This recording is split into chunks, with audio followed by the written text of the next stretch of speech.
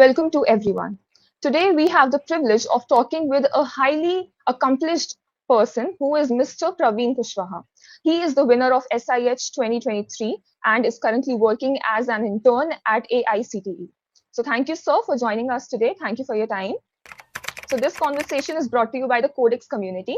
So this community is working for the juniors to share them the information about the internships and hackathons. So if you want to connect with the Codex community, there are links given in the description below.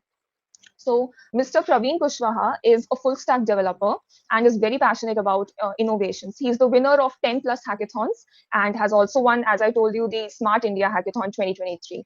So, sir, would you like to tell us more about yourself? Thank you, Trishna, for introducing. Myself, Praveen Kushwaha. I am a finalist year student at Information Technology branch from Ajay Kumar Garg Engineering College, Ghaziabad.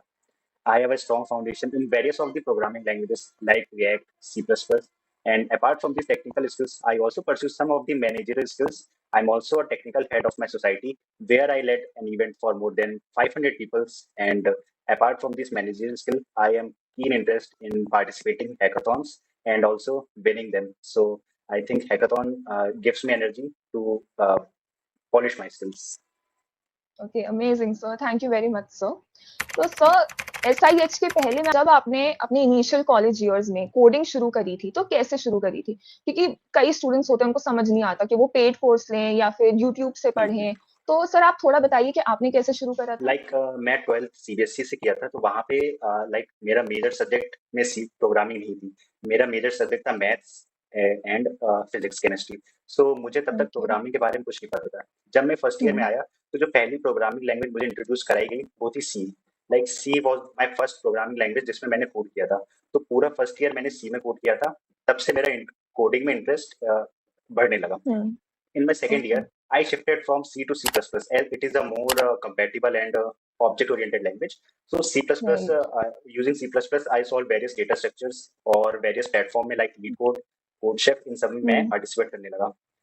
जब मैं अपनी programming language develop कर रहा था side by side में अपनी skills को भी पॉलिश कर रहा था तो मैंने स्टार्ट किया फ्रंट एंड से सबसे बेसिक होता है HTML तो HTML से स्टार्ट किया एंड आई थॉट कि हाँ ये इसमें मेरा इंटरेस्ट है मैं इसको आगे लेके जा सकता हूँ तो मैंने फ्रंट एंड को ही अपना बेस बना के पूरा सेकेंड ईयर अपने एक साइड स्किल्स में काम किया एक साइड प्रोग्रामिंग लैंग्वेज में काम किया जो मेरी पहली हैकाथॉन थी जिसमें मैंने पार्टिसिपेट किया वॉज IIT जोधपुर तो IIT Jodhpur was my first hackathon जहाँ पे मैं फाइनलिस्ट बना था तो वहां से मुझे हैकाथॉन के बारे में पता चला और उसमें इंटरेस्ट बनने लगा तो जैसे ही मैं पहली हैकाथॉन में पार्ट लिया तो वहां पे मैं सीखा कि इन्वायरमेंट कैसा होता है एक कोडिंग का और एक कॉम्पिटिटिव इन्वायरमेंट कैसा होता है तो वहां से मैंने सीखा कि मुझे अपनी और कौन कौन सी स्किल्स में काम शुरू करना चाहिए तो वहां से फिर मैंने अपनी स्किल्स को ब्रॉडर वे में बढ़ाया और उसके बाद में थर्ड ईयर में रेगुलरली हैकाथॉन्स में पार्टिसिपेट करने लगा तो उसमें मैंने वेरियस स्किल्स भी सीखी वेरियस टेक्नोलॉजीज के बारे में भी जाना और वेरियस लोगों से भी मिला जहाँ से मेरा कनेक्शन भी बढ़ा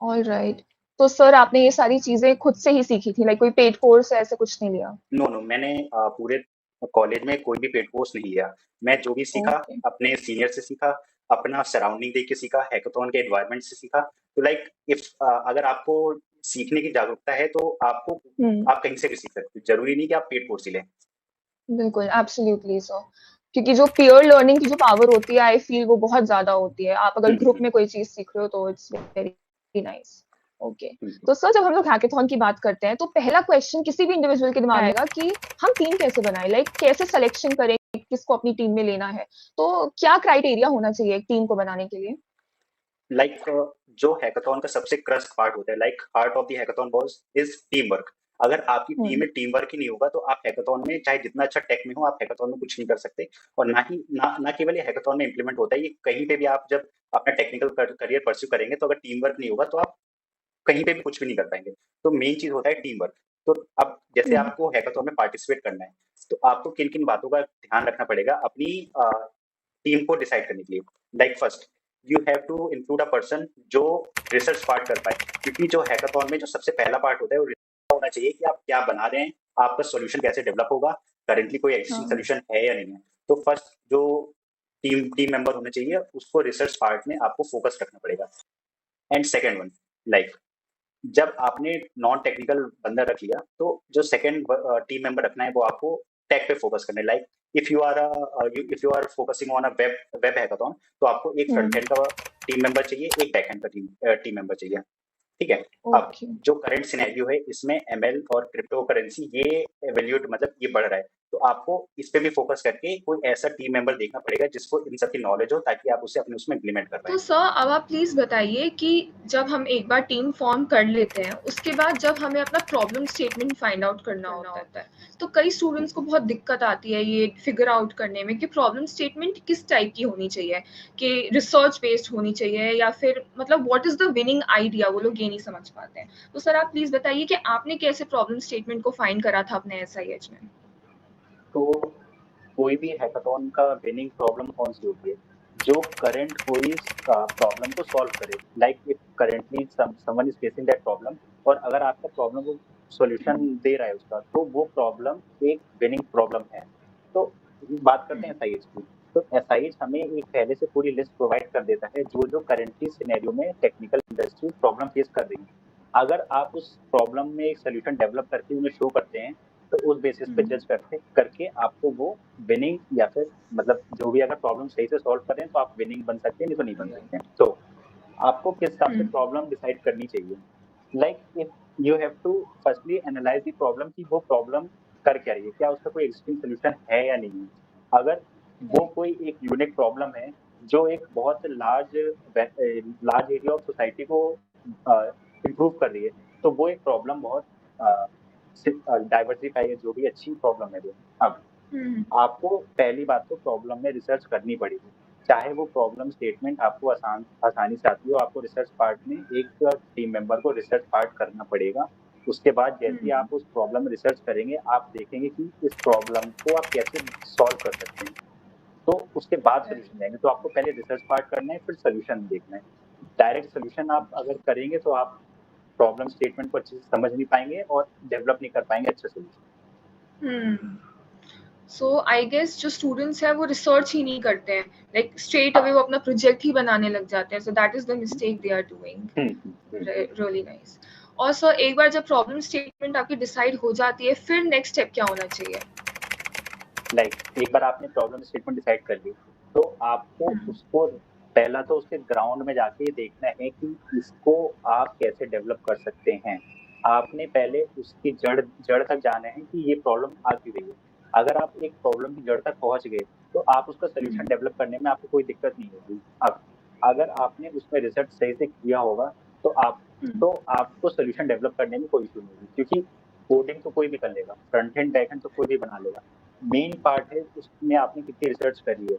तो आपको हैकाथॉन जीतने के लिए या फिर कोई भी हैकाथॉन में पार्ट लेने से पहले आपको उसमें रिसर्च करके उसके बाद उसका प्रोटोटाइप या फिर सोल्यूशन डेवलप करना पड़ेगा। ओके। तो सर अब जैसे आपने अभी एक बात बोली कि कोडिंग तो कोई भी कर लेता है, तो सही बात है, आजकल इतने सारे रिसोर्सेज हैं कि सब लोग ये सारी चीजें सीख लेते हैं। तो अगर हमें अपनी टीम को स्टैंड आउट करवाना है इतने सारे लोगों में, तो एक तो आपका रिसर्च फैक्टर हो गया कि आपने कितनी रिसर्च करी है, और बाकी क्या फैक्टर्स होते हैं जो हमें लाइक स्टैंड आउट करवाने में हेल्प करते हैं एक हैकाथॉन में? आपकी टीम बहुत डाइवर्सिफाई होनी चाहिए। लाइक आपको अपनी टीम में पूरे टीम मेंबर्स एक ही टेक पे नहीं रहने चाहिए। आपको आपकी जो टीम फॉर्म करेंगे, वो एक बहुत डाइवर्सिफाई, मतलब बहुत अलग अलग तरीके के टेक में आपको टीम बनानी चाहिए। अब पहली बात तो स्टैंड आउट आप करेंगे रिसर्च। अगर आपने रिसर्च सही से करी है तो आपका हो जाएगा। अब नेक्स्ट पार्ट जो आता है, उसके बाद आपको उसका सोल्यूशन डेवलप करना है। तो उस बेसिस पे आपको देखना पड़ेगा कि अभी करेंटली सिनेरियो में जो टेक्नोलॉजी इमर्ज हो रही है, लाइक ब्लॉकचेन, क्रिप्टो करेंसी और साइबर सिक्योरिटी, आपको इन टेक्नोलॉजीज में फोकस करना है, क्योंकि आगे चल के यही हमारा मेजर टेक्नोलॉजी बनेगी। तो कंपनी चाहती है कि उनके आइडियाज जो डेवलप हों वो इन टेक्नोलॉजीज पे डेवलप हो। तो आपको अपनी ऐसी टीम फॉर्म करनी है जो इन बेसिकली कोर आइडियाज पे फोकस करे, और आपका सोल्यूशन जो डेवलप हो वो इन इन इंटर बेस इनका हो और सोल्यूशन डेवलप हो। इससे चल के कंपनी को भी फायदा होगा, क्योंकि आगे चल के यही हमारा टेक्नोलॉजी है। Right, very insightful sir. और सर अब जैसे एसआईएच आजकल चल रहा है, अभी शुरू होने वाला है, तो इसमें हम लोगों ने देखा है कि एक मेंटर वाला ऑप्शन होता है जो कि ऑप्शनल होता है। तो कई स्टूडेंट्स को यही कंफ्यूजन रहता है कि क्या उनको ये फिल करना चाहिए, और सबसे बड़ा टास्क ये होता है कि वो मेंटर्स कैसे ढूंढें। उनको समझ नहीं आता कि वो प्रोफेसर्स लें या फिर कोई इंडस्ट्री में जो काम कर रहा है उनको वो वाले मेंटर्स लेने चाहिए। तो मेंटर्स इंपॉर्टेंट होते हैं या फिर उनके बिना भी like we can do good? अच्छा, तो देखिए, जब भी आप टीम फॉर्म करते हैं, तो आपको आपकी टीम का साइज़ फिक्स होना चाहिए। उसके अलावा एक आपके पास ऑप्शन होता है, आपको 2 मेंटर चूज़ करना है। अब मेंटर एक आपको गाइड करेगा, like if you are choosing a mentor, तो आपको ये देखना है कि आपका मेंटर आपके प्रोजेक्ट में आपको गाइड करेगा या नहीं करेगा। लाइक फॉर एग्ज़ाम्पल, अगर आप कोई एमएल का मॉडल डेवलप कर रहे हैं, तो एमएल के मॉडल में मेन पार्ट होता है रिसर्च का। अगर एक इंडस्ट्री एक्सपर्ट अगर आपका मेंटर होगा, तो वो आपको गाइड कर सकेगा कि आपको आपका मॉडल किस डेटा सेट पे ट्रेन होना चाहिए, कैसे ट्रेन होना चाहिए। तो इससे आपकी टीम को हेल्प मिलेगी। तो आपको एक ऐसा मेंटर चूज़ करना है, जो आपकी प्रॉब्लम स्टेटमेंट के इंडस्ट्री एक्सपर्ट हो, तो उससे आपकी टीम को मेन हेल्प मिलेगी। अच्छा, ठीक है सर। और फिर सर उसके बाद में अब आते हैं मेन पार्ट पे जो कि होते हैं फाइनल्स। सो लाइक सबको बहुत एक्साइटमेंट होती है कि उनकी जो टीम है वो सिलेक्ट हो। तो जब आप अपना इंटरनल हैकेथॉन क्लियर कर लेते हो और फिर फाइनल्स में जाते हो, तो आई गेस 2 वीक्स या 3 वीक्स का ही आपको टाइम मिलता है जो आपके फाइनल राउंड होता है उसके पहले, कि आप अपना पूरा प्रोजेक्ट को क्रिएट कर लें या फिर जो भी आपको करना है वो करें। तो जो गिवन पीरियड ऑफ टाइम होता है उसमें एक टीम को क्या करना चाहिए? हाँ, तो जैसे आपने प्रॉब्लम स्टेटमेंट अपनी फिक्स कर ली कि मुझे इस प्रॉब्लम स्टेटमेंट में आगे चल के काम करना है। आपके पास एक गोल फिक्स हो गया कि मुझे ये सॉल्यूशन डेवलप करना है। अब आपको गोल फिक्स कर लिया, तो आपको अब उस गोल तक पहुँचने के लिए आपको कौन-कौन से स्टेप्स लेने हैं, वो आपको इन 2 महीने में आपको डिस्कस करने हैं अपनी टीम से। तो यहाँ पे आपका पार्ट आता है रिसर्च पार्ट। आपको उस सॉल्यूशन को डेवलप करने के लिए पहले आपको रिसर्च करनी पड़ेगी। तो आपको वो इसी टाइम पीरियड में रिसर्च करनी है, क्योंकि आप हैकाथॉन में जब आप जाएँगे, तो वहाँ पे आपको रिसर्च करने का टाइम नहीं मिलेगा। आपको वहाँ पे सीधे आइडिया डेवलप करना पड़ेगा। तो आपको रिसर्च पार्ट पहले से करके जाना पड़ेगा। अब आपने रिसर्च पार्ट अगर कर दी, अच्छे से कर दी, तो आपका जो सॉल्यूशन जो आगे चल के डेवलप होगा, वो आपका बेटर सॉल्यूशन रहेगा और करंट प्रॉब्लम को सॉल्व करेगा। ठीक है? तो आपको इस टाइम पीरियड को यूटिलाइज़ करके रिसर्च में और टीम वर्क में, like team work you have to सारे टीम मेंबर्स को आपको रिसर्च पार्ट में लगना पड़ेगा, क्योंकि कोडिंग तो वहीं पे हो गई हैकाथॉन के टाइम पे। सर जो फाइनल आपका हैकेथॉन होता है उसमें जो जजमेंटल जो क्राइटेरिया होता है वो क्या होता है? लाइक जो जजेस है वो बेसिकली क्या देख रहे हैं एक टीम में? लाइक एट द फाइनल्स वहाँ पे 3 राउंड होते हैं। 3 जजिंग राउंड, 3 मेंटरिंग राउंड। अब बेसिकली जजिंग राउंड में वो आपको स्कोर देते हैं कि आपका आइडिया कहाँ किस लेवल तक पहुँचा है। मेंटरिंग राउंड में वो आपको बताते हैं कि आप ये आइडिया, ये फंक्शनैलिटी या फिर ये इसमें फीचर ऐड करो। अब आपको जजिंग राउंड को और मेंटरिंग राउंड को लाइक अ जजिंग राउंड ही गेस वो करना पड़ेगा, क्योंकि जजेस मेंटरिंग राउंड में भी आपको स्कोर करते हैं। तो यू हैव टू मतलब आपको अगर जजेस ने मान लो मेंटरिंग राउंड में आए, उन्होंने बोला ये फीचर ऐड करो, तो वो नेक्स्ट जजिंग राउंड में वो चेक करेंगे कि आपने वो फीचर ऐड किया है या नहीं किया है। उस बेसिस पे वो आपको स्कोर देंगे। अब वो नेक्स्ट मेंटरिंग राउंड में आएंगे, तो वो चेक करेंगे कि आपने उन्होंने जो जजिंग राउंड में आपको बोला है क्या आपने वो फिक्स किया है या फिर वो ऐड किया है। तो मेंटरिंग राउंड भी स्कोरिंग राउंड होता है, जजिंग राउंड भी स्कोरिंग राउंड होता है। बस वेटेज कम रहता है, तो आपको ये चीज़ का ध्यान रखना है कि मेंटरिंग राउंड को एज़ अ मेंटरिंग राउंड नहीं लेना है। वो भी एक जजिंग राउंड ही होता है, एक टाइप ओके, का। सो लाइक बेसिकली उस पूरे हैकेथॉन में आपको हर पॉइंट पे जज किया जाता है। हाँ, और स्कोर किस बेसिस पे आपको दिया जाता है। देखिए, अगर कोई जज आपको कुछ फीचर ऐड करने को बोलेगा, अगर आपने वो फीचर ऐड कर लिया, तो जज कन्विंस हो जाएंगे कि हाँ, आप वो आइडिया डेवलप कर सकते हैं। अब वो जज आपको बोलेगा कि हाँ, ये चीज़ इम्प्लीमेंट करो। अगर आप वो इम्प्लीमेंट ही नहीं कर पाएँगे, तो जजेस उस बेसिस पे आपको स्कोर सही से नहीं देगा। तो जो वो बोले, वो आपको करना पड़ेगा वहाँ पे।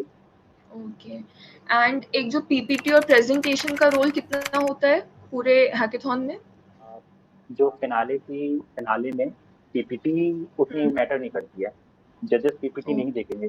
जजेस आपका वर्किंग प्रोटोटाइप देखेंगे। आपको प्रोटोटाइप दिखा के उन्हें प्रेजेंटेशन करना है। तो 2 चीज़ वहाँ पे काम आती है। आपका प्रोटोटाइप किस स्टेज तक पहुँच गया है, वो मैटर करता है। दूसरी चीज़ प्रेजेंटेशन स्किल्स। तो you have to include a member जिसकी प्रेजेंटेशन स्किल्स अच्छी हो। आइडिया डेवलप हो ना हो, वो बात की बात है। पर you have to convince a जज कि हाँ, मैं ये आइडिया डेवलप कर सकता हूँ। वो कहाँ से आएगी? वो प्रेजेंटेशन स्किल से ही आप डेवलप कर पाएंगे। तो आपको एक ऐसा टीम मेंबर भी चाहिए जिसकी प्रेजेंटेशन स्किल अच्छी हो, ताकि वो मेंटरिंग और जजिंग राउंड के टाइम पे आपको मतलब जजेस को करना चाहिए। और फिर जब आप अपना हैकेथॉन जीत जाते हैं, जैसे आपने भी SIH जीता है, तो फिर उसके बाद में जो पोस्ट हैकेथॉन पर्क्स होते हैं वो क्या होती हैं? लाइक क्या अपॉर्चुनिटीज मिलती हैं? और आप तो वैसे भी इंटर्न हैं, तो ये जो आपने इंटर्नशिप ग्रैब करी थी AICTE की, वो कैसे करी थी? थोड़ा सा बताइए। देखिए, जो भी प्रॉब्लम स्टेटमेंट रिलीज होती है वो कोई हम्म, मिनिस्ट्री के अंडर रिलीज होती है। Like government of Maharashtra is facing a current issue, तो वो उस प्रॉब्लम को रिलीज करेंगे। तो हर प्रॉब्लम एक मिनिस्ट्री के अंदर रिलीज होती है, ठीक है। तो ओके। अगर आप कोई प्रॉब्लम स्टेटमेंट आपने दी, अगर आप उस पर जीते, तो उसकी जो मिनिस्ट्री होती है वो आपको एज अ इंटर्न या फिर एज अ एम्प्लॉय आपको पे करेगी कि आप इस आइडिया को आगे डेवलप करो on the time period of 6 month to 1 year. तो आपको उस टाइम पीरियड में वो आइडिया डेवलप करके उनको दिखाना है। तो इसका मेन मोटिव क्या रहता है? ठीक है, हमने हैकेथॉन में पार्ट लिया, हमने एक सोल्यूशन का उन्हें मतलब एक प्रॉब्लम का सोल्यूशन दे दिया। अब उस सोल्यूशन को इम्प्लीमेंट नहीं करेंगे तो उसका कोई मतलब नहीं रहेगा। तो इसका मेन फीचर, इसका मेन आइडिया यही है कि हाँ, सोल्यूशन तो दे रहा है, पर उसको जब तक डेवलप करके इम्प्लीमेंट नहीं करेंगे, करंट करंट सिनेरियो में अगर इम्प्लीमेंटेशन ही नहीं होगा, तो उस सोल्यूशन का कोई मतलब ही नहीं रहेगा। तो इसका मेन मेन आइडिया गोल यही है कि करंट सोसाइटी में वो इम्प्लीमेंट हो जाए, ठीक है। तो पहला फर्क ये होता है कि आपको कुछ 6 मंथ टू 1 ईयर आपको उस आइडिया को डेवलप करने के लिए टाइम पीरियड मिलता है। उसके अलावा like AICTE organise various boot camps. तो बूट कैंप्स में क्या है, जो आपने आइडिया बनाया है, आप उसका एज अ स्टार्टअप प्रेजेंट, कैसे स्टार्टअप प्रेजेंट कर सकें, तो वो वेरियस बूट कैंप भी ऑर्गेनाइज करते हैं। उस बूट कैंप में क्या होता है, वो आपको पढ़ाते हैं या बताते हैं आपका जो आइडिया है आप उसको कैसे इस करेंटली बिजनेस सिनेरियो में ले जाए, लाइक उसको कैसे स्टार्टअप बना सके। तो दो दो तीन बूट कैंप भी ऑर्गेनाइज कराते हैं। तो वो एक बहुत अच्छी अपॉर्चुनिटी है कोई भी एक फाउंडर या फिर एंटरप्रेन्योरशिप के लिए कि वो एक अपना आइडिया को एज अ स्टार्टअप बना सके। आफ्टर दैट मेन चीज क्या होता है, अगर आप जीतेंगे तो आपके पास एक एक्सपीरियंस आएगा। Like experience matters. आप हैकाथॉन में जाएंगे तो वहां पे आप जो भी सीखेंगे वो कभी खराब नहीं होगा, नेक्स्ट हैकाथॉन में काम आएगा।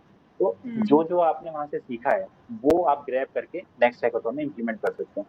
तो मेन चीज है लर्निंग भी बहुत इंपॉर्टेंट है ओके, उसमें। Very nice, amazing sir. और सर, एक चीज़ आप बताइए, जैसे आपने बहुत सारे हैकेथॉन्स में पार्ट लिया है, तो SIH कैसे डिफरेंट है और बाकी हैकेथॉन से, या फिर ठीक है, सिमिलर ही है? तो रेस्ट ऑफ द हैकाथॉन कहती हैं वो हुँ, कोई लाइक कॉलेज या कोई ऑर्गेनाइजेशन कराता है, एक ऑर्गेनाइजेशन कराता है, ठीक है। तो उसमें वो कुछ नंबर ऑफ पार्टिसिपेंट्स मान लीजिए 100 आ रहे हैं, ठीक है। हुँ, हम लोग के पास एक नंबर ऑफ कंपीटिंग टीम्स कम रहेंगी। अब एक SIH क्या है, एक नेशनल लेवल का हैकाथॉन है जहाँ पे पूरा एक इंडिया पार्टिसिपेट कर रहा है। तो आपके पास हुँ, अपॉर्चुनिटी है कि आप पूरे इंडिया में अपना आइडिया कैसे आप स्टैंड आउट कर सकें, वो आप दिखा सकते हैं। तो इसमें क्या होगा, आपकी स्किल्स बहुत पॉलिश होती है। तो क्या सीख मिलती है, देखिए, अगर आप छोटे लेवल पे जीतेंगे ठीक है, वो जीत तो जीत होती है। पर अगर आप हुँ, उसको एक बड़े लेवल पे जीतेंगे तो ठीक है, आपकी स्किल्स बहुत अच्छी होंगी तभी आप जीत रहे हैं। तो हुँ, एक ये एक डिस्टिंग्विश फैक्टर होता है। इसके अलावा जो रेस्ट ऑफ द हैकाथॉन रहती हैं उसमें आप अपना हुँ, आइडिया बनाएंगे, आप जीत जाएंगे, ठीक है। इसमें क्या होता है, आपको सोल्यूशन प्रेजेंट करके उसका इम्प्लीमेंटेशन करने के लिए भी आपको फोर्स किया जाता है। लाइक दे पे you for implementing their idea. तो एक ये बहुत अच्छी फीचर है, स्टूडेंट अपना आइडिया को एक इम्प्लीमेंट कर पाए करंट सोसाइटी की प्रॉब्लम सॉल्व करने में। तो ये सोसाइटी के लिए भी बेनिफिशियल है और उस स्टूडेंट के लिए भी, या जो भी उस आइडिया को बना रहा है, कि वो एक सोल्यूशन प्रेजेंट कर रहा है सोसाइटी के लिए, तो उसके लिए भी एक गर्व की बात होती है ये। तो सर अब थोड़ा बात करते हैं SIH के अलावा। तो आजकल हम्म, बहुत हॉट टॉपिक चल रहा है ओपन सोर्स कंट्रीब्यूशन, जैसे कि GSOC है, काफ़ी स्टूडेंट्स हाँ करते हैं हाँ। वो। तो क्या फ़ायदा होता है लाइक ओपन सोर्स कंट्रीब्यूशन में कंट्रीब्यूट करने का? लाइक ओपन सोर्स, जैसे कि आपने कहा जीसॉक, जीसॉक हुँ, एक बहुत बड़ा प्लेटफॉर्म है जहाँ पे आप कंट्रीब्यूट कर सकते हैं। अब आपका कंट्रीब्यूशन क्यों मैटर करता है, आप एक एग्जिस्टिंग सोल्यूशन में एक फीचर ऐड कर रहे हो, ठीक है। हुँ, ओपन ओपन सोर्स में यही होता है कि आप करेंटली एग्जिस्टिंग सोल्यूशन है, आप उसमें कोई बग आपने फाइंड किया या कोई फीचर ऐड कर रहे हैं। तो इससे क्या होता है, आपकी स्किल्स डेवलप होती हैं। Like you see the things, आप दूसरों से अलग देख रहे हैं, हट के देख रहे हैं। हाँ, मुझे प्रॉब्लम आ रही है, मैं इसका सोल्यूशन दे रहा हूँ, अगर आपका कंट्रीब्यूशन एक्सेप्ट हुआ तो like you get a great opportunity from them, और आपको मतलब दूसरी कंपनी भी आपको अप्रोच करेंगी कि हाँ you can solve a problem, या फिर आप कोई भी एरर सॉल्व कर सकते हैं। तो इससे आपको अपॉर्चुनिटी आपको भी मिलती है और उस कंपनी के बग भी क्लियर होते हैं। तो लाइक ये ओके, सो लाइक सबको थोड़ा बहुत ओपन सोर्स कंट्रीब्यूशन में कंट्रीब्यूट करना चाहिए क्योंकि हाँ उनका लर्निंग एक्सपीरियंस इनहैंस होगा। तो लाइक अगर कोई हम्म। स्टूडेंट है तो उसको कैसे समझ आएगा कि ठीक है, मैंने अब इतनी कोडिंग सीख ली है, मेरा इतना लेवल हो गया है, अब मैं शुरू कर सकता हूँ। तो कैसे कोई स्टूडेंट समझे कि उसको कब शुरू करना चाहिए ओपन सोर्स में कंट्रीब्यूट करना? ऐसा मतलब देखिए, अगर आपने कोई स्किल्स सीख ली, ठीक है, कोई ऐसा टाइम नहीं हो रहता कि आपको हाँ मुझे अब ओपन सोर्स करना शुरू करना चाहिए। देखिए, हम्म, अगर आपने उस प्रॉब्लम को उस तरीके से देख लिया आपने कि हाँ, हम्म, आपका नजरिया बदलना पड़ेगा आपको। आपको उस प्रॉब्लम को एज अ प्रॉब्लम देखेंगे तभी आप उसका सोल्यूशन डेवलप कर पाएंगे। ठीक है, तो आपको राइट। जरूरी नहीं कि आपने स्किल सीख ली तो आप उसे इम्प्लीमेंट कर पाएंगे इसमें। ठीक है, आप प्रॉब्लम देख के आप उसका सोल्यूशन डेवलप करेंगे। तो मेन चीज है आप प्रॉब्लम किस तरीके से देख रहे हैं और उसका सोल्यूशन कैसे डेवलप कर रहे हैं। डेवलपमेंट तो बाद में होता है, पहले आप प्रॉब्लम तो फाइंड करिए कि प्रॉब्लम क्या है, उसके बाद ही तो सोल्यूशन आप डेवलप करेंगे उसका। और सर थोड़ा-सा आप जो फर्स्ट ईयर के स्टूडेंट्स इसको देख रहे हैं क्योंकि जो हमारी कोडेक्स कम्युनिटी है वो स्पेशली जूनियर्स के लिए ही है। तो जो फर्स्ट ईयर हम्म। में हैं, आप उनको क्या एडवाइस देना चाहेंगे? कुछ आप 5-6 पॉइंट्स बता दीजिए ताकि वो और अच्छे से स्टार्ट कर पाएँ अपनी पूरी कोडिंग जर्नी और थर्ड ईयर तक लाइक वो अच्छे से कोई इंटर्नशिप ले पाएँ या फिर हैकाथॉन्स में पार्ट ले पाएँ। तो देखिए, जैसे कोई फर्स्ट ईयर स्टूडेंट है, वो एक न्यूबी रहेगा, लेमैन रहेगा, उसको कुछ पता नहीं रहता, ठीक है? हुँ, तो वो यहाँ-वहाँ भटकेगा, लाइक मैं ये सीख लूँ, वो सीख रहा है तो मैं वो सीख लूँ। आपको ये नहीं करना है। आपको आपको पहले ये देखना है कि आपका इंटरेस्ट, आपको किसमें इंटरेस्ट आ रहा है, पहले आपको वो चीज़ फाइंड करना होगा। अगर आपको फ्रंट एंड में इंटरेस्ट आ रहा है, तो आप फ्रंट एंड में आप आगे फोकस करेंगे, अगर आपको बैक एंड में इंटरेस्ट आ रहा है, तो आप बैक एंड करेंगे। लाइक ये मैंने एग्ज़ाम्पल दिया है। अब देखिए, फर्स्ट ईयर में like you have to focus on one programming language, क्योंकि डेटा स्ट्रक्चर एंड एल्गोरिथम एक मेन वो रहता है आपकी प्रॉब्लम सॉल्विंग स्किल्स को बढ़ाने में। हुँ, तो जैसे कि आप कोई नोड जेएस का भी कोई आप एप्लीकेशन डेवलप कर रहे हैं, वहाँ पे भी प्रॉब्लम सॉल्विंग लगेगी। तो प्रॉब्लम हुँ, सॉल्विंग डेवलप करने के लिए आपको एक प्रोग्रामिंग लैंग्वेज आनी पड़ेगी। ठीक है, प्रोग्रामिंग लैंग्वेज के अलावा एक स्किल्स डेवलप करनी है, तो आपको हुँ, पहले देखना पड़ेगा कि आपका एरिया ऑफ एक्सपर्टीज है क्या, आपको किसमें इंटरेस्ट आ रहा है, किसको करने हुँ, से आपको किक मिलती है। लाइक एमएल करने में आपको किक मिलती है, अगर आपको देखने में अच्छा लगता है तो आप फ्रंट एंड करिए, लॉजिक बिल्डिंग अच्छा लगता है आप बैक एंड करिए। तो आपको राइट। पहले हर फील्ड के बारे में थोड़ा-थोड़ा नॉलेज होनी चाहिए कि हाँ, मैं 1 हफ्ते ओके। फ्रंट एंड करता हूँ, 1 हफ्ते बैक एंड करता हूँ, 1 हफ्ते एमएल करता हूँ, 1 हफ्ते ब्लॉकचेन करता हूँ। अब मुझे जिसमें इंटरेस्ट आ रहा है, मैं उसमें अपना करियर बढ़ाऊँगा, उसमें मैं फोकस करूँगा। नहीं तो अगर आप फ्रंट एंड में भी फोकस कर रहे हैं, एमएल में भी फोकस कर रहे हैं, तो आगे चल के हुँ, आपको काम नहीं आएगा। क्योंकि 2 अगर आप दोनों पैर अलग-अलग नाव में रखेंगे तो आप गिरेंगे ही। तो राइट। आपको एक जगह पे फोकस करना है, और वो फोकस आप कैसे करेंगे? आपको एरिया ऑफ एक्सपर्टीज़ आपको खुद ही ढूँढनी पड़ेगी। कोई तीसरा बंदा आके आपको नहीं बताएगा कि तुम फ्रंट एंड कर लो, तुम बैक एंड कर लो। वो आपका हुँ, पर्सनल चॉइस है। ठीक है? आपने फर्स्ट ईयर में चूज़ कर लिया कि हाँ, मुझे बैक एंड में इंटरेस्ट आता है। सेकंड ईयर में आप बैक एंड में काम शुरू कर दीजिए। हुँ, प्रोग्रामिंग लैंग्वेज तो साइड बाय साइड चल ही रही है। हाँ, आपको साथ में अपनी स्किल्स को डेवलप करनी है, क्योंकि एट लास्ट आपकी स्किल्स और लैंग्वेज दोनों ही आपकी अच्छी होनी चाहिए। तो आपने बैकएंड में मान लीजिए आपको इंटरेस्ट आता है, तो आपने सेकंड ईयर में बैकएंड में काम शुरू कर लिया। अब हुँ, आपको काम शुरू कर दिया तो ना, ज़रूरी नहीं कि आप लेक्चर देख के, पेड कोर्सेज़ लेके इससे सीखने का सीख तो सकते हैं, पर ज़रूरी नहीं है। मैंने नहीं सीखा, मैं सजेस्ट नहीं करूँगा कि आप पेड कोर्सेज़ लीजिए। अब आप मेन लर्निंग कहाँ होती है? लाइक मैंने कैसे स्टार्ट किया? मैंने हैकाथॉन में पार्टिसिपेट करके स्टार्ट किया। तो ओके। पार्टिसिपेशन जब करेंगे, तभी हुँ, आपको नॉलेज मिलेगी कि हाँ, ये स्किल्स मैं यहाँ डेवलप कर सकता हूँ, ये स्किल्स मैं यहाँ इम्प्रूव कर सकता हूँ। तो इससे क्या फ़ायदा मिलेगा कि जब तक आप आस-पास जब आपके पास कोडिंग एनवायरनमेंट रहेगा, तभी आपको सीखने का मौका मिलेगा। हुँ, तो आपको कोर्सेज़ भी लेना थर्ड ईयर में, सेकंड ईयर में आप हैकाथॉन में पार्ट लीजिए। आप अपने आस-पास के एनवायरनमेंट में देखिए कि क्या चल रहा है, कौन-सी हुँ, टेक्नोलॉजी इमर्ज हो रही है। उसके बेसिस पे आप अपनी स्किल्स को फ्लेक्सिबल रखिए। ये नहीं कि आप एक ही स्किल्स पे रिजिड रहें। फ्लेक्सिबल भी रखिए कि लाइक बैकएंड कर रहा हूँ, अगर ब्लॉकचेन इमर्ज हुई तो मैं ब्लॉकचेन भी सीख सकता हूँ। तो आपको सेकंड ईयर ये करना है। अब थर्ड ईयर में क्या हुँ, करना है? आपको स्किल्स इम्प्लीमेंट करनी है यूजिंग इंटर्नशिप, और जो भी प्रोजेक्ट आपने इम्प्लीमेंट किए हैं वो। तो सर जो अभी आपने इन्फॉर्मेशन दी, आई बिलीव वो फर्स्ट ईयर के लिए बहुत ज्यादा हेल्पफुल होगी। एंड जो भी लाइक टीयर 3 कॉलेज में आता है उसका कॉन्फिडेंस थोड़ा सा लो होता है, क्योंकि वो अपने आप को बहुत लिमिटेड फील करता है कि पता नहीं हमसे हो पाएगा या नहीं हो पाएगा। सो जो अभी आपने बताया कि हमें हर डोमेन को एक्सप्लोर करना है, एंड आई बिलीव कि जब हम अपने ऐसे सीनियर्स को देखते हैं जैसे कि आप हैं, तो हमें कॉन्फिडेंस आता है। सो that is very important. Thank you very much for that.